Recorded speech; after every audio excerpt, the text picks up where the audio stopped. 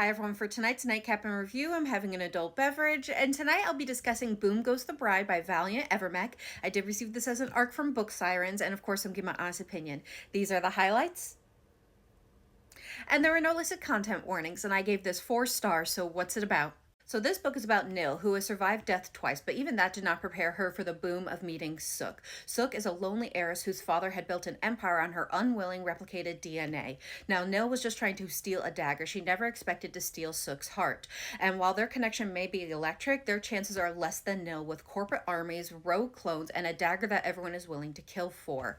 As they try to stay ahead of the danger that is close behind them, it's starting to look like their survival might be the biggest heist of all. But something to remember is death is not the end, it's just the fine print. So what are my thoughts? Again, I'm giving this 4 stars. Now, I want to start off saying I do think this is a solid book, and I think the author did an amazing job building out their world. No stone was left unturned.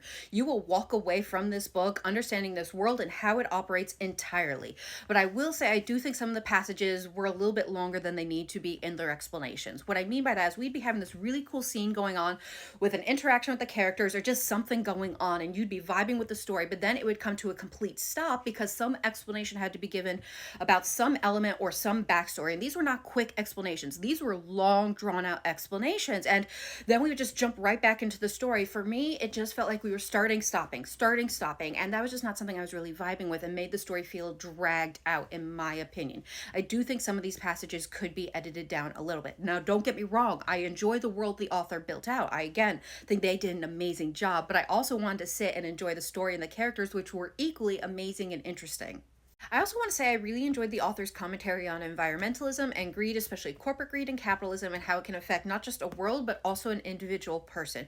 We first have Sook, one of our female main characters, who is a trillionaire heiress, and you would think she has the perfect life. But in actuality, she is under the complete control of her father, who owns the legal rights to her DNA. She does not own her DNA. So he has built an empire selling clones that look like her, that perform tasks as simple as housekeeping, up until sex trade. And these are clones that are living out a million different lives with her face. Yes, there's some modifications that people could do for a job need or for personal preference, but that is still her face. And it is strongly insinuated. I mean, this is the sex trade. People would not view clones as people. So what her clones are going through, people that have her face, is horrifying, and there are insinuations of like snuff films. So that has to be a horrifying emotional mental toll on someone, which is why you see one and hear about past attempts she has taken on her life. I mean, she has no control over her own life, not even how she own looks, because her father will change her appearance, even her eye color, because you can do that with the technology they have to fit some algorithmic need to boost sales, and it is just really heartbreaking.